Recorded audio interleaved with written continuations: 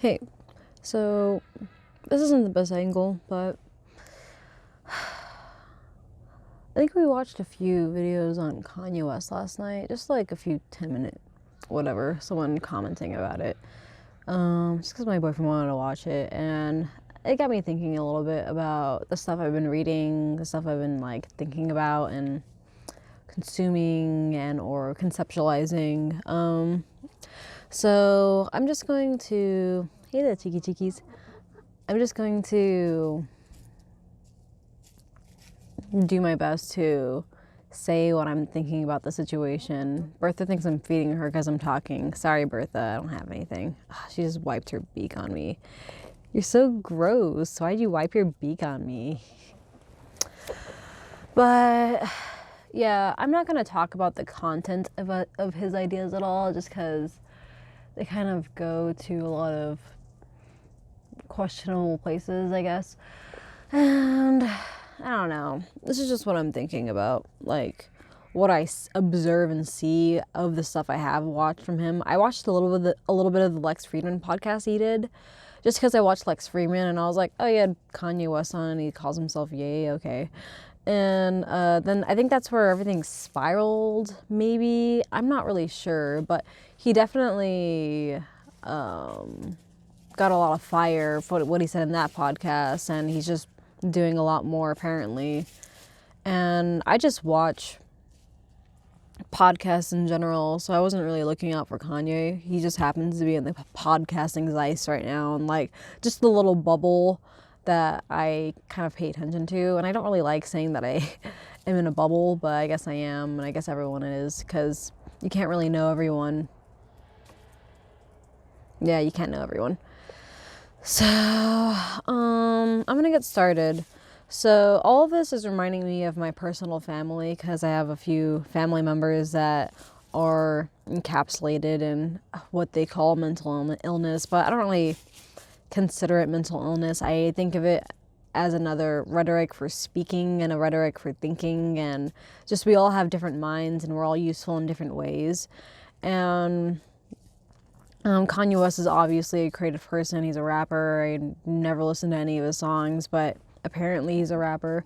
I mean, he's obviously a rapper, but I'm just not in his bubble, I guess. And where am I going? Basically, he's a creative person, and creative thinking comes from a lot of this kind of person that speaks riddles archetype, just like the kind of like a Yoda character, but not really. Just in any movie or story, they go into like some hut or some like cave, and they find this hermit speaking or this like very, very spiritual, like witch-like person, and that's a common archetype in movies and stories. And I think that's what creative people are filling in nowadays, or not nowadays, but just every day and on all ages. Creative people really are kind of channeling that divine energy of creativity. And some people call it madness, and some people call it rapture, and some people call it a prophet. And creativity is just a generally crazy idea in general. And I've really been trying to tap into that Zeist, is that a word? Just that core, and tap into what it means to be a creative person, because I am currently becoming a creative person. Also, I watched Constantine, and he said this great line where he's like, you denied yourself this thing and your sister stayed there, so she became insane. And also like almost not accusatory, but he was like you both had the same gift, but you denied your gift and she kept hers, but like, and that's why she's dead. That's what he said. I'm trying to figure out what he meant by that, and if staying in your religious and like your tapped in energy of channeling the divine puts you into a mad state. And this is where I'm getting to this book, Lilith, that I've been reading for a few months, and I'm trying to I have a whole book series on this on my podcast, by the way, that I'm still currently making, so stay tuned. But let me read this. I remember Dr. Levere reminded me once in a conversation about Lilith, which I shall record presently, that the word rapture in the English of Shakespeare's day meant madness, and adding, in the gently evocative manner which I came so greatly to admire, I think all of us here are concerned with rapture in some way. I told you once that I like to consider psychoanalysis as an art rather than a science, and when a man devotes himself to studying the nature of rapture, he may find himself dispossessed, as it were. Categories dissolve, values and verities reverse themselves. Things he reaches out to touch for comfort or guidance startle and sometimes sicken him with their unfamiliarity. It is a thing we are all aware of in this profession.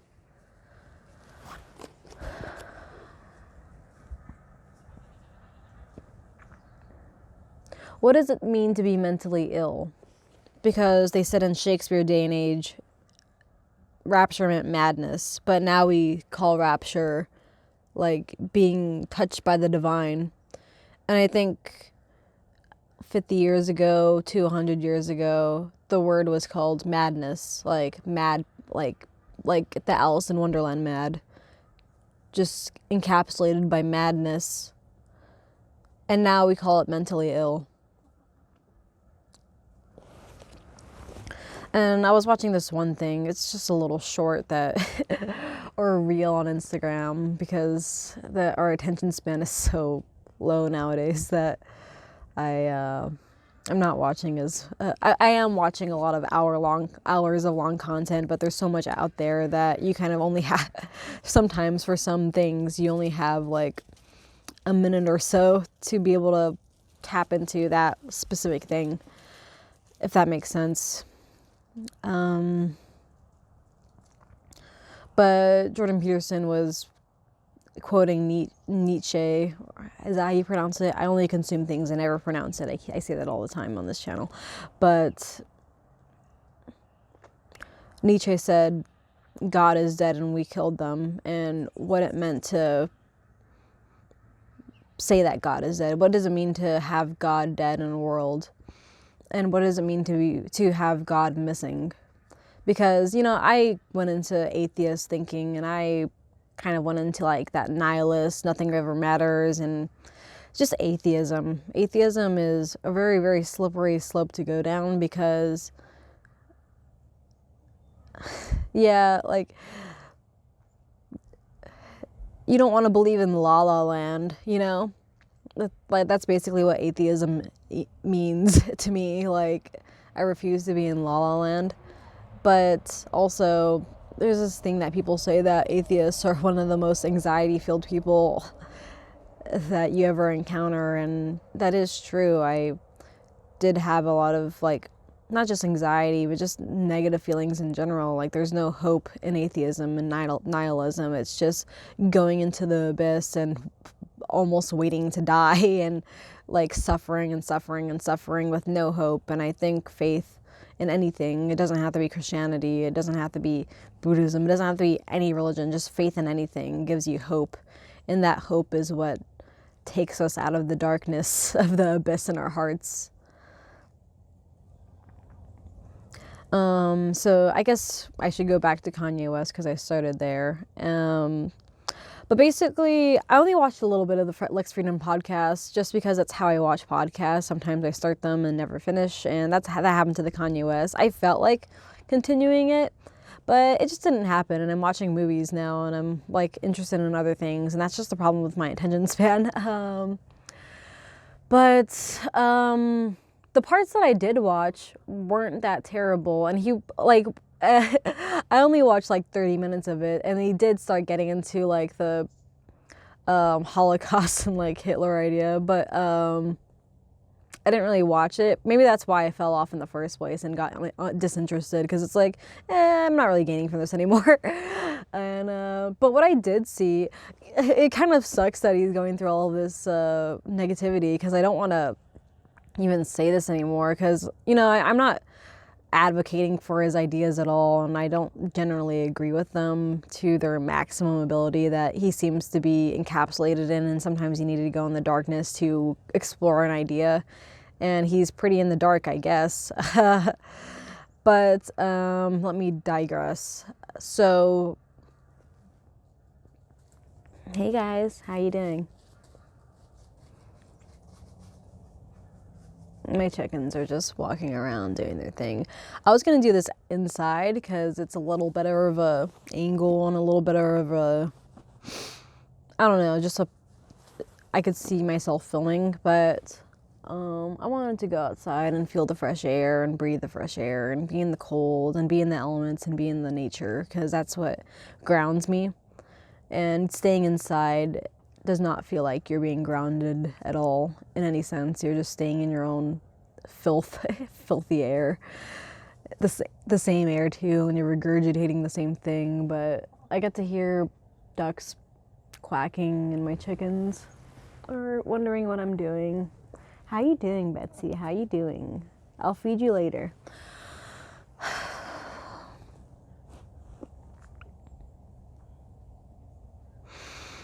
So I guess Kanye West. There's a part of me that doesn't want to like talk about it just because like I know everything just gets misunderstood no matter how eloquently you put it because there's no way you could describe every single part of your soul in words, and that's the problem with trying to speak out something as divine as thought and emotion. It always fails to deliver, but you have to try or else you're going to keep it inside of you and you're never going to express yourself. And why live a life without expressing yourself? That's the question. But Kanye West. So when I was watching that podcast, I was feeling really nice about where, like, my life in general and like how I'm heading in a direction, because I watched the Kanye West podcast with Joe Rogan like a few years ago, and that's when I started trying to adopt an artistic career, and I didn't really understand a lot of the things Kanye West was saying.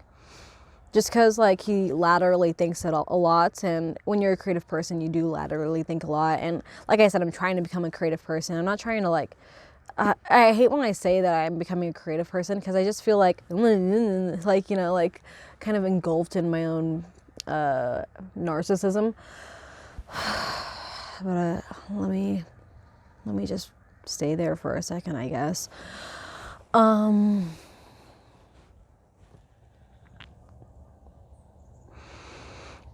When I was watching the Kanye West podcast 2 or 3 years ago, I think I watched the whole one and I barely understood anything. And at that time, I'm also, not only am I learning how to be a creative person, I'm also learning how to have conversations, and I think Kanye West is as well. Like, he seems like he has improved a lot since his Joe Rogan podcast 2 or 3 years ago when he went on to Lex Friedman's podcast.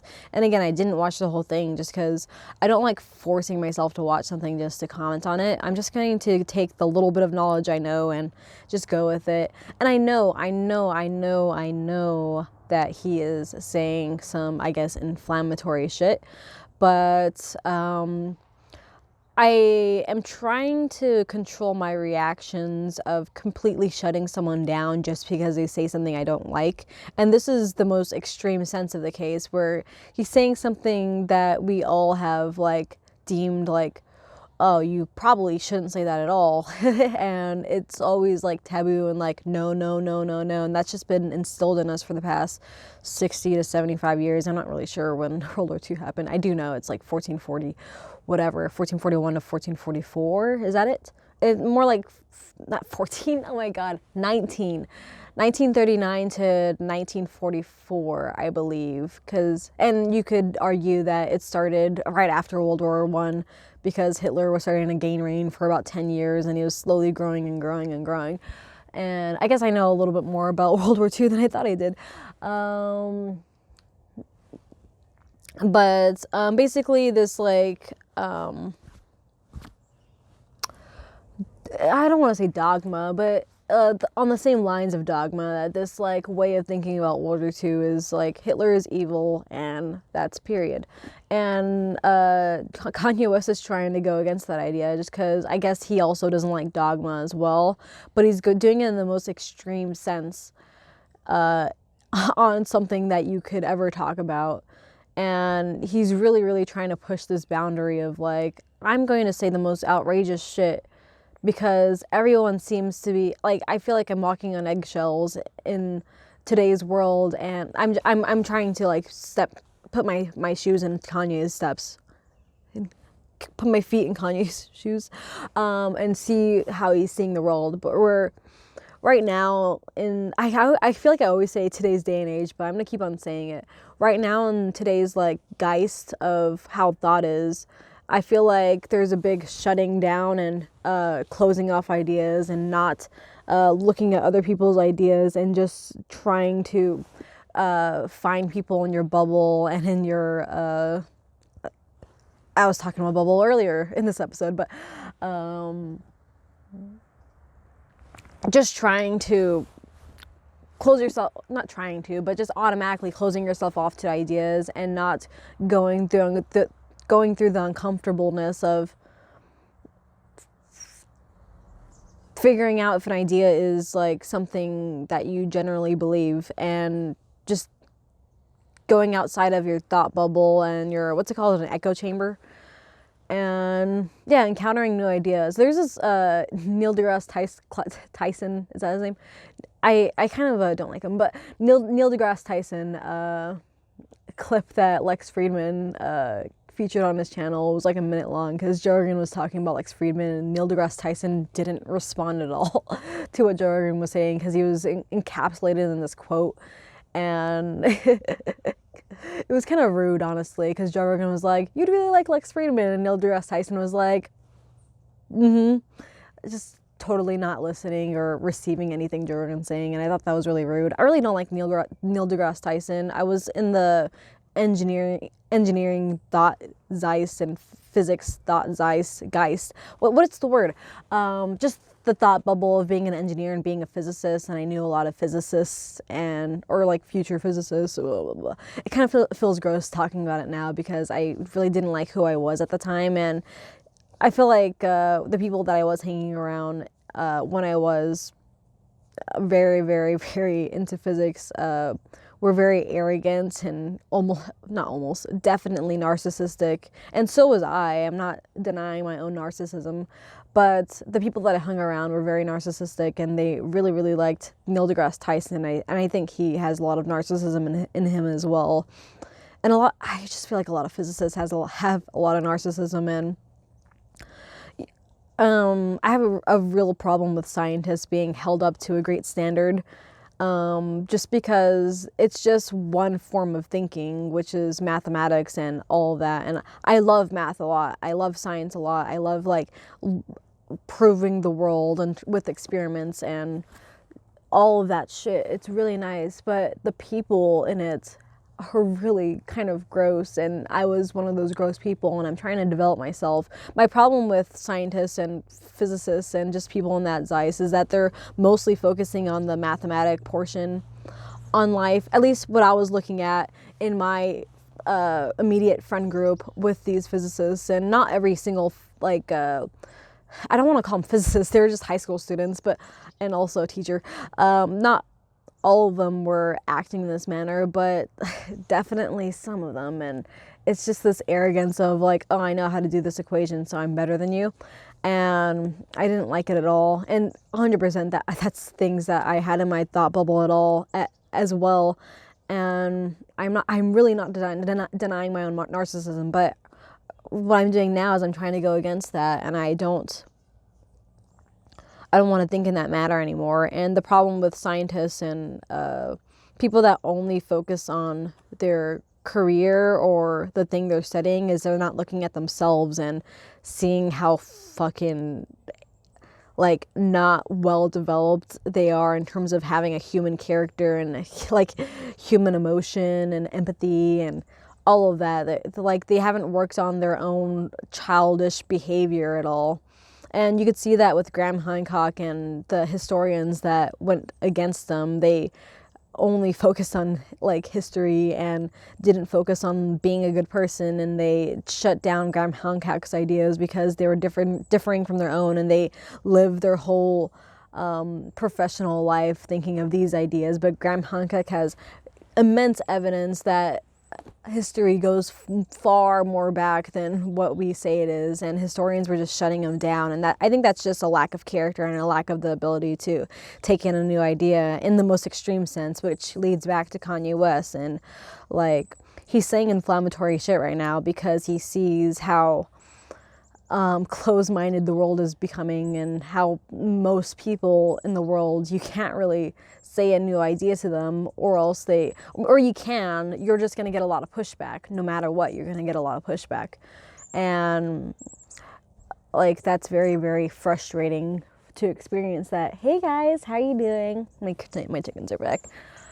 You guys are so cute. I know. You want food from me, I know. Just do your thing. I'll give you food later, Bertha. I promise I'll give you food later. Oh, they're really hungry. But yeah, there's a lot of things that I have to like talk about this. But basically, Kanye West is a lateral thinker or a creative thinker. And I think creativity is the only way that this kind of prophetic way of thinking is accepted nowadays.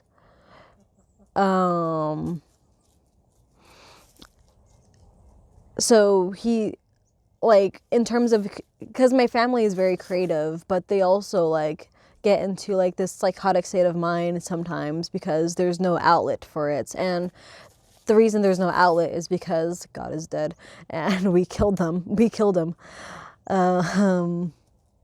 There's no room for religion anymore in our day and age, and there's no room for hope and faith and channeling the divine. So keeping that inside of you because there's no outlets, and because the reason there's no outlet is because we refuse to accept it, and it's just shutting down. I feel like it's more badass to say nowadays that people are Christian. Like, when people say they're a Christian, you're like, what?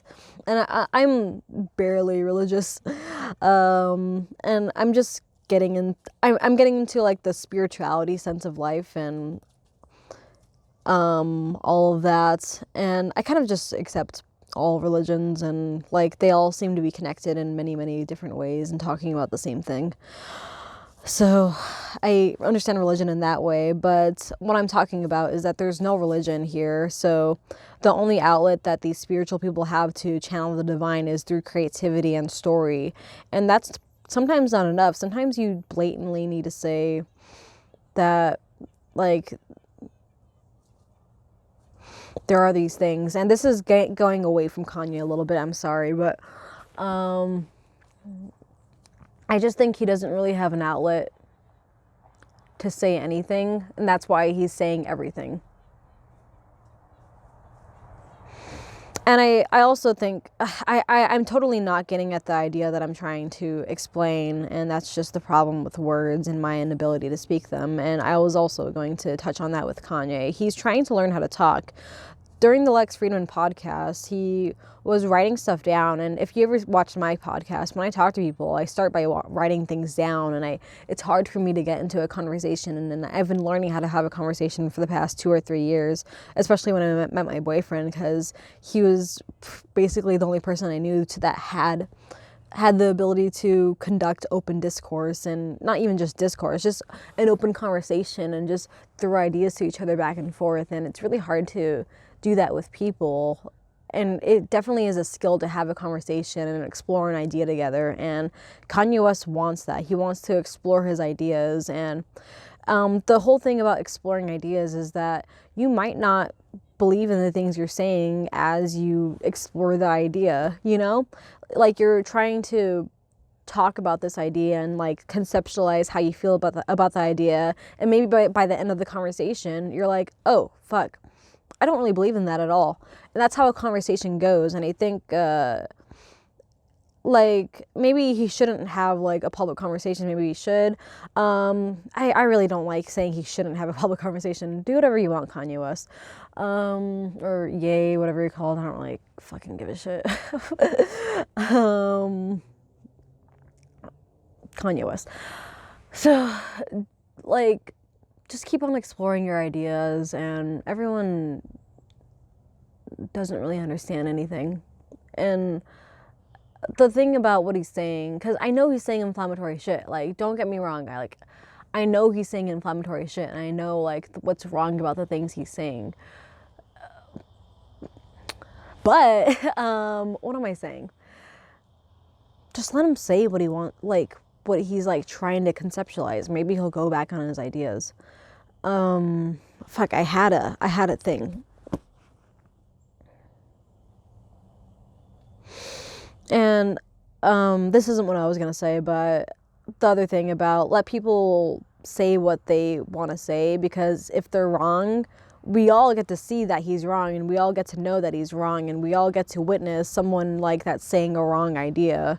So if he is wrong, just let him be wrong, and he's not inciting violence, or maybe he is. I actually have no idea what he's saying, to be honest. I've seen like a few clips, and that's not really enough to describe people's ideas, which is also back to like short content is very, very inflammatory, because you're not getting the whole conversation, which is why I like watching podcasts more than I like watching short form content, because podcasts last for hours and short form content lasts for like 10 seconds, sometimes 15 seconds.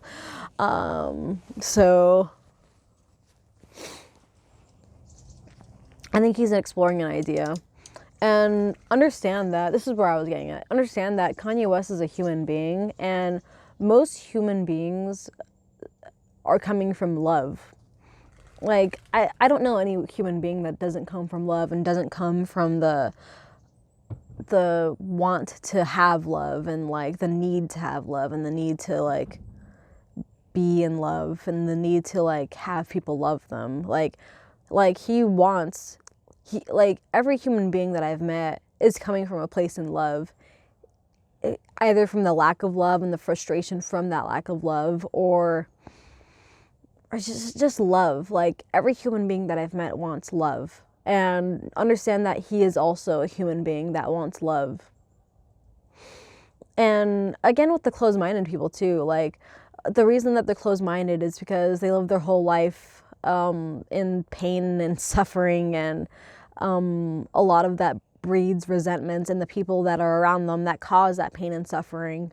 And the reason that they're closing themselves off to those ideas is because that they have all that resentment that they need to let go of, because they're not letting future people with maybe the same ideas but a better way of conducting their speech to give them the life lesson they need.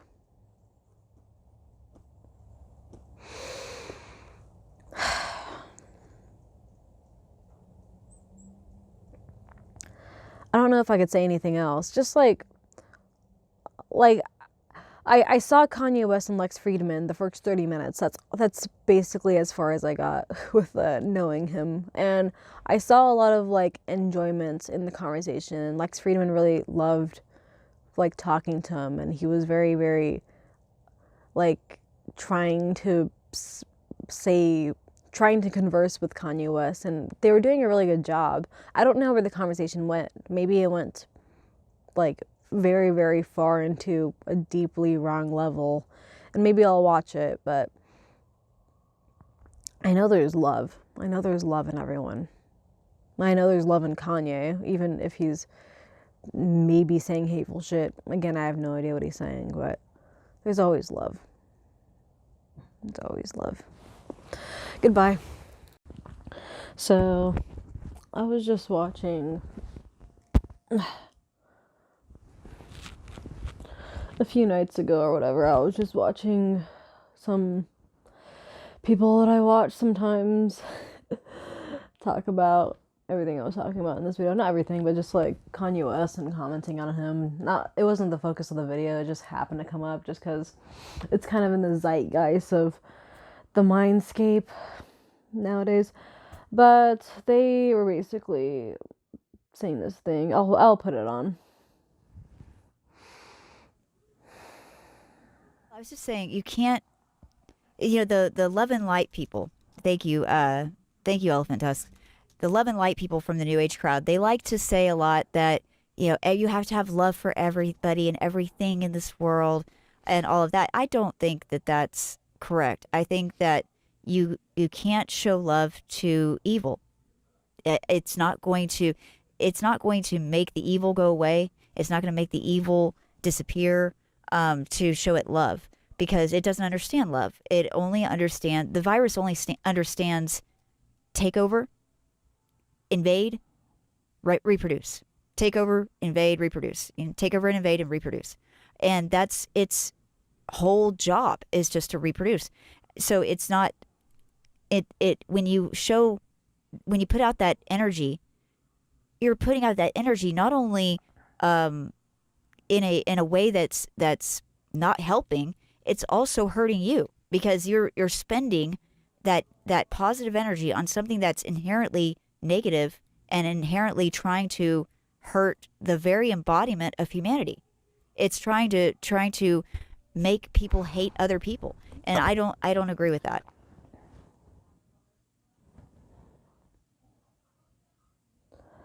So I agree with Cherie a lot. Especially when she says you can't love evil, and the mind virus kind of is just trying to latch on and reproduce, and that's just how evil and destruction goes. It catches fire. It just tries to spread.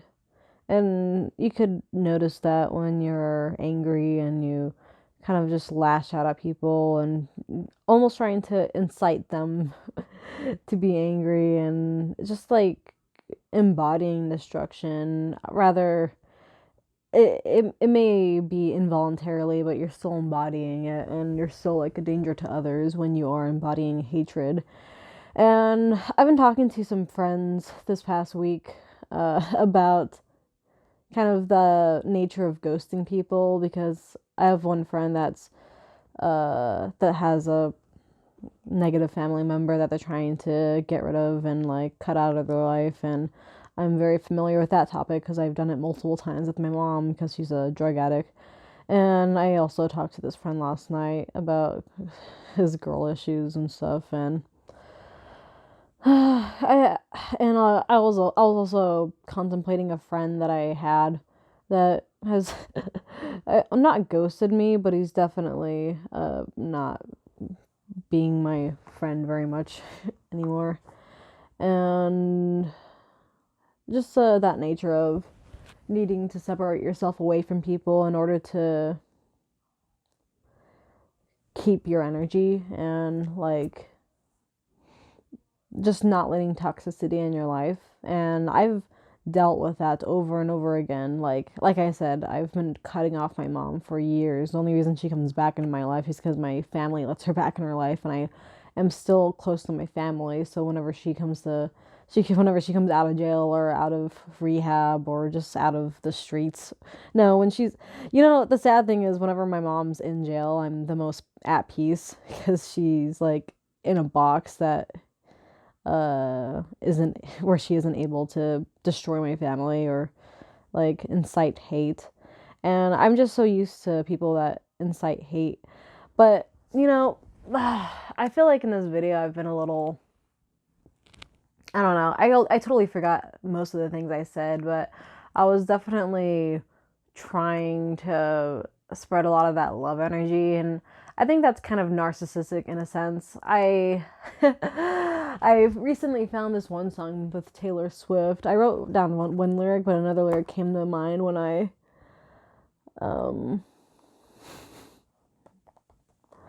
when I just said what I said. But let me let me just say the line that's in my head, just in case I forget it, because that's not written down. But she says this thing where it's, did you hear my covert narcissism? I disguise as altruism like some kind of congressman. And I feel like this entire video is that. And I just found that video recently, so everything's synchronizing in a way that it's supposed to. And I don't know why I felt like I needed to talk about this at all, but like I said in my political ideologies video, don't I don't like to feel like I can't talk about things, so I'm going to talk about something incorrectly and put it out there. And hopefully this part of the video is me rebutting my earlier self and trying to form my ideas better. And the whole point of conversing my ideas is to hear them and hear how wrong they might be.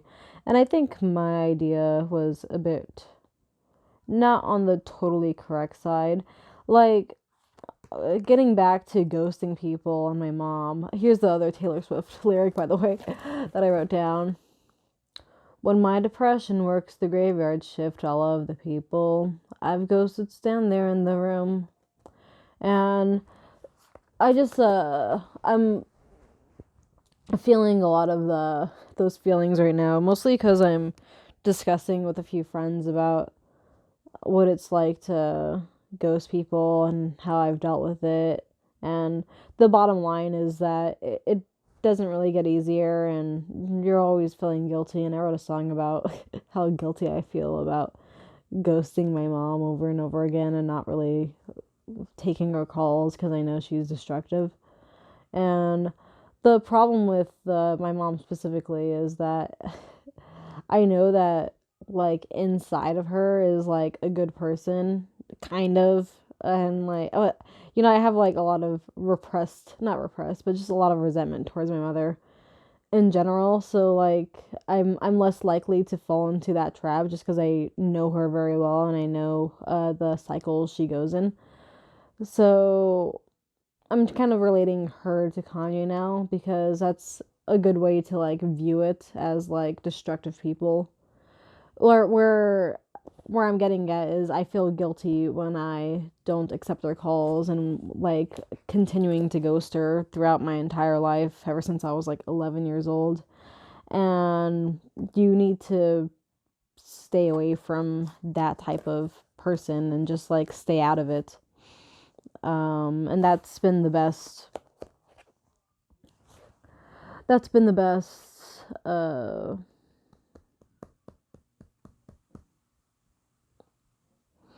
tactic that I've had against my mother, is just completely ignoring her, and that kind of leaves the least amount of destruction on my behalf. And it's just like when you let these evil people in your life, or when you let these people that are embodying evil or that are embodying destruction and hate, they really take up your good energy and your love energy. And I'm very well aware of that, and I realized I was doing that with this like Kanye video, so I'm sorry. And it's back to that lyric.